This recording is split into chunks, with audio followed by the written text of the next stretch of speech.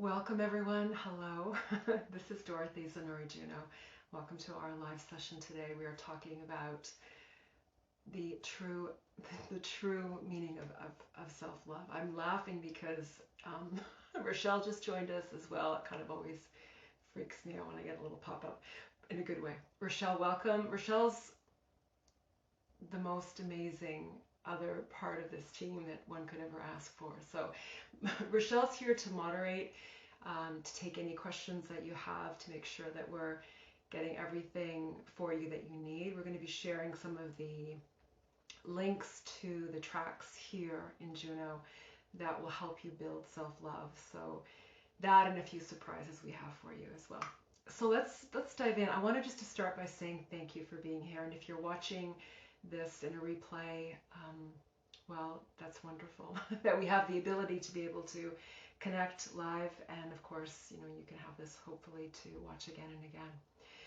What's interesting about live sessions and why I'm really loving them so much is twofold. One, it gives you an opportunity to hear my voice, hear the words I've prepared in the form that I wanted to deliver them and share them with you. And some of that will be reading the script I've prepared today, which is kind of interesting because it's like this opportunity to connect with the voice that you hopefully are listening to inside the app. And secondly, as you hear me, as we, together enjoy these live sessions, I think you'll have an opportunity to also get a sense pretty quickly as to how I work. And it's a nice segue to being able to work together one-on-one. It's a profession, therapy and coaching, of course, where you don't get to really see and know what goes on in the in-works, the inside of a session. And so these live sessions are an opportunity for you to get a feel for what it would be like to work with me. So thank you again for joining us. And I want to begin with a couple of questions. Those of you who know me know that I'm big on asking questions. So will you contemplate this as we begin? Because I want you to really hold a sense of importance for this topic. It's more than just one of the current buzzwords that we're hearing. The question is, what do you believe about self-love? What do you believe about self-love? And I'll ask Rochelle to pop that into the chat. Here are a few other questions that help you in your answer of this. Do you need it? Do you need self-love? How important is self-love?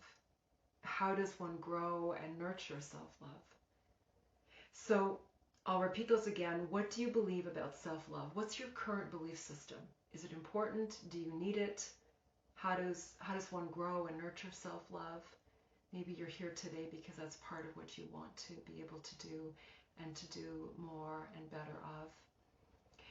And I'd like for you to dive into an experiential technique with me. If you were to close your eyes for a moment and envision yourself right now with healthy self-love, what would that look like? So you're imagining, you're seeing yourself as if looking in the mirror, and you are imagining and feeling what self-love, healthy self-love feels like and looks like for you. And to think about, how would you see yourself?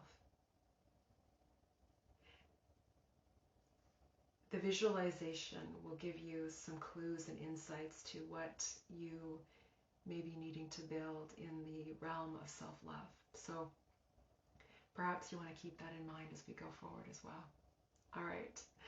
So there is something more that I'd love Rochelle to share out to all of you. This is a statement. I look at it as a belief system that I hold around self-love, and I'm hoping that it's going to really help encapsulate and explain in one sentence really clearly self-love and its importance. So the more I practice being love, the easier it is to love myself and to love others. I'll say it again. The more I practice being love, the easier it is to love myself and to love others. That, for me, is entirely the importance of self-love.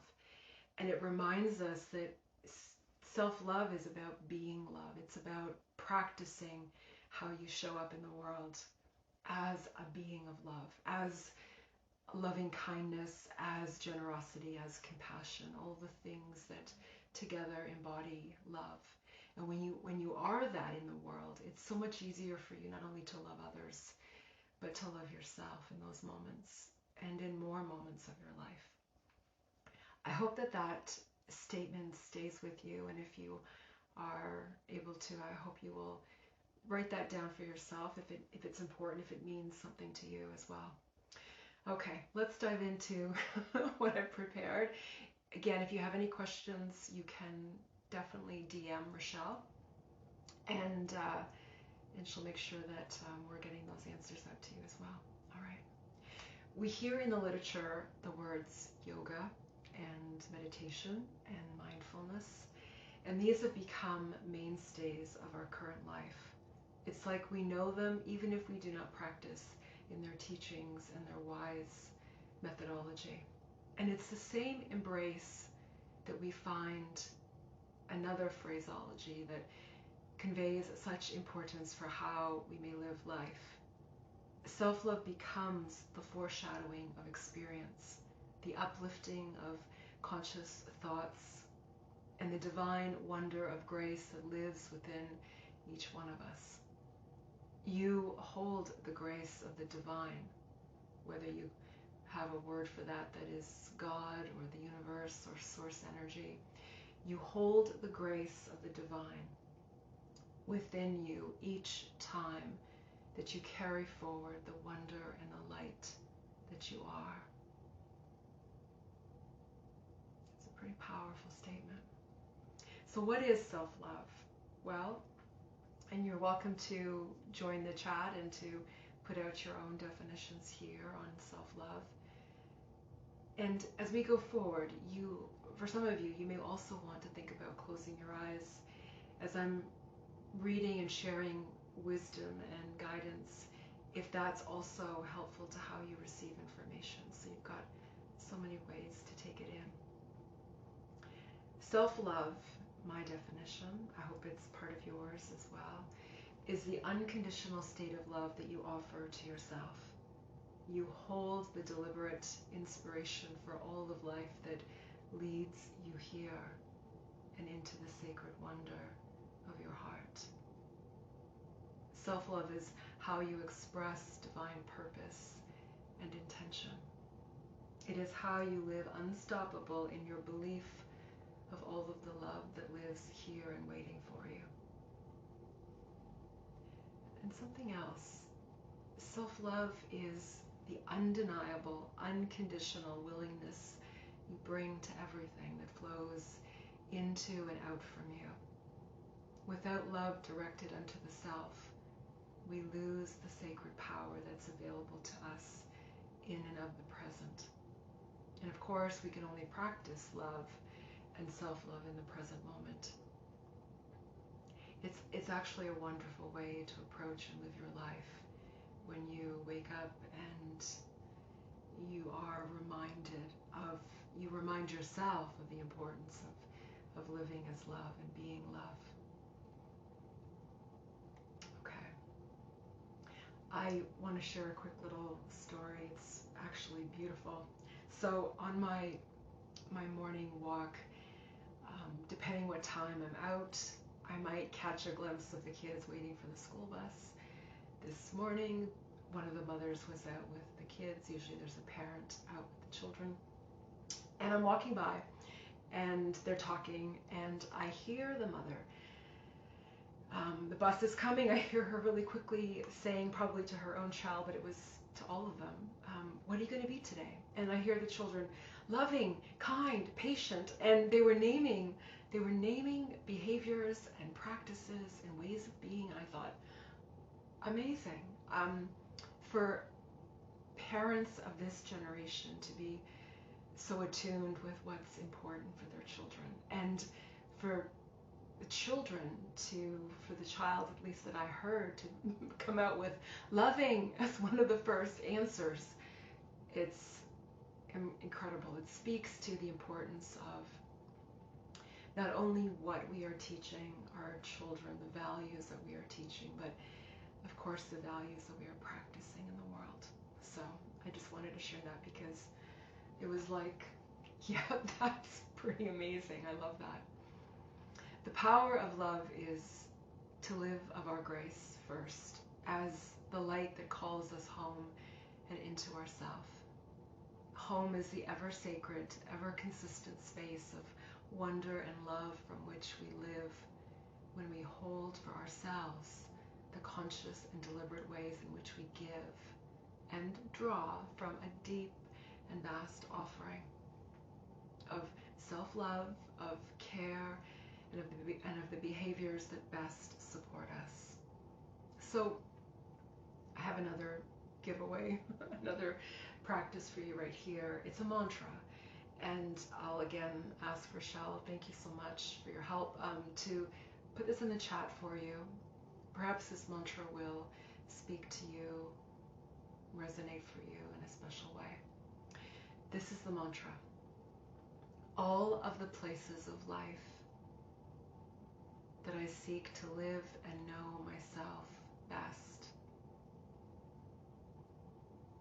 All of the places of life that I seek to live and know myself best are also the means by which I live in the inspired consciousness of the divine, are also the means by which I live in the inspired consciousness of the divine. I'll read it once more. To me, this embodies self-love as a practice. All of the places of life that I seek to live and know myself best are also the means by which I live in the inspired consciousness of the divine. If we can all do what that mother did for her child and remind ourselves every morning what we're going to be today, how we're going to show up, and remember it is about being love for ourselves, toward others, you will find you've just shifted your whole mindset and the way in which you look at not only yourself and others, but the world and how you live. The meaning of self-love is also its action, of course. It is the ways in which we show love and kindness, consideration, and respect to ourselves, that we feel the safety and support of who and what we are, and not as how we've been told or how we've been led to believe. So it's this practice of self-love, and it's really fundamental to so much of the work I do with clients, because every one of us comes to our adulthood with these well-ingrained, well-established core beliefs that we were taught, that we were bombarded with, that were rehearsed for us, many of which are not actually even true. We have what's called our healthy, our positive core beliefs, which are things like I'm a good person, I'm a loving person, I'm a kind person. And we have problematic core beliefs such as I'm not good enough, I'm unlovable, I'm unworthy, I'm stupid. And so when a client comes to work in therapy and coaching, really regardless of what the work is, there needs to typically be some repattering, rescripting of their core beliefs. Of course, only the problematic ones. And we can't possibly heal, we can't possibly transform without the tools and the practice of self-love. So it's fundamental to my work with you, it's fundamental to my work in the world. And as you're seeing the content here in Juno that Rochelle's sharing out with you, some of which is also in the premium side, and of course we hope that you will love and want to get into that content as well and have everything open to you. You're going to notice how much self-love is prominent in my work and what you're also finding in the app, because it is healing. It's incredibly empowering to walk around and practice being love, and then of course loving others and yourself. All right. It's the sacred practices and rhythms that account for all of the ways in which we find peace within. We feel loved and supported because of who we are and our dignity, and we can call unto ourselves all of the ways in which love becomes the truest expression of our lives, one moment and the next. These are undoubtedly the ways in which love finds us for all of eternity. The meaning of self-love is portrayed in the absence of physical power. It is the freedom of what you know and what you live as that follows the journey between you and your loved ones, you and yourself, you and the most deliberate calling of your life as grace. For what you see and know and imagine is the strength of the divine in support of you. One cannot envision self-love in its entirety without the ability to know and live self-truth and self-honesty. And those are probably behind self-love the other two most prominent teachings that I will give you in our work together, because without being truthful and honest with yourself, you can't possibly make the changes that you are seeking. You can't possibly see all that you need to see in order to, whether that's improve something or shed or release something or simply love yourself more. Deception is not self-honest. One needs to be willing to see one's behavior and the thoughts that lead the mind first, to then know what self-love is needed. For example, when you realize that the self is the epitome of love and goodness, care and responsibility, then you may choose to live this, to embrace and embody this as what you are. So no matter what of those core beliefs that are with you, if you embody this practice of being self-loving and being loving in the world, you will eventually shed those old core beliefs, those unhelpful, untruthful core beliefs. It's certainly helpful to do the work, whether with myself or the work that allows you to challenge and shed those core beliefs, those problematic beliefs. But in being loving, in recognizing that's who we are at our core, it uplifts you, it allows you to go beyond what you normally or typically do and think about, and it allows you to release some of those problematic ways of thinking or the baggage that you carry, or simply the hurts and wounds. Because remember, as you love and as you practice self-love, it is not only healing, but it's a reminder of what we truly are. And so we can believe in what we are as loving, and our ability to be loving allows us to know and remember we are also worthy and deserving and of love.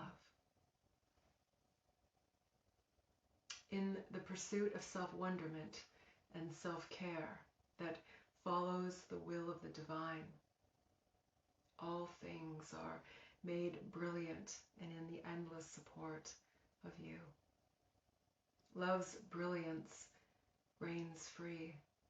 You are the beautiful expression of love. You are its gentle, serene grace. Love within the calling of your heart, within all of life, in support of you. So come back to that earlier question I had. What is your belief of self-love?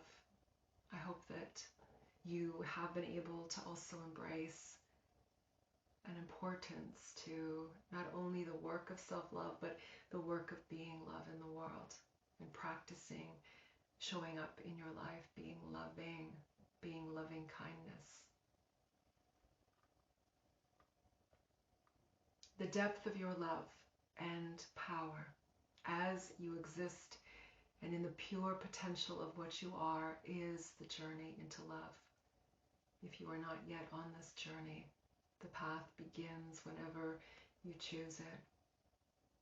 So where to from here? What's the actionable as you begin your journey of self-love? Perhaps as many of you are already on this journey, how can you take this journey to the next level? How can you become more skilled at practicing being love and loving self? Well, the love required of you is the love of your pure and powerful grace and dignity. It is the love of all miracles. It is the love that awaits you here and of this moment and to each moment thereafter. The dignity of all love lives here within you. So to answer that question, you may want to ask, what is the unbelievable journey that you are on now? What is the journey of self-love? What does it consist of? Rochelle, I think that's a great question to put in the chat for everyone. What does the journey of self-love consist of for me? What does the journey of self-love consist of for me? And that begins to help you build out or plan what is your journey, your evolution, your thinking about, your actions towards self-love. It's a beautiful journey to be on. Self-love is to do for yourself and what you need to thrive. Everything that you received as unconditional love and anything you didn't, you need to do for yourself now. I used this example with one client recently, the idea of passing the torch. So relay athletes, right, they're relay races, they're passing the baton, right, to their teammate. And think of it like we are given the tools for self-love growing up. We may also have experienced a lack of unconditional love. I don't think it's expected that any parent can be unconditionally loving at all times. Hopefully you've got enough of a good basis of that, but our caregivers do that for us or attempt to. And then at some point we need to carry that torch, carry that baton. We need to step up and say, okay, it's my job now to practice self-love. And as an adult, if we are still looking to others for validation, or if we're seeking acceptance and approval and love, we're missing out on all the opportunities we have to practice love and self-love for ourselves. So if you haven't made that formal decision yet, it's time to say, all right, this is a practice that I need to uphold, to live from. And then, of course, the belief system I hope you will hold from today forward is the significance of being loving and self-loving in your life. And to that, and of course, I couldn't begin another new month in our lives without offering up a new 30-day challenge. So every month, Rochelle and I put out a new 30-day challenge for all of you. For this month, it is to each day for 30 days to consider at least one set of words or actions that are expressive of self-love that you can practice.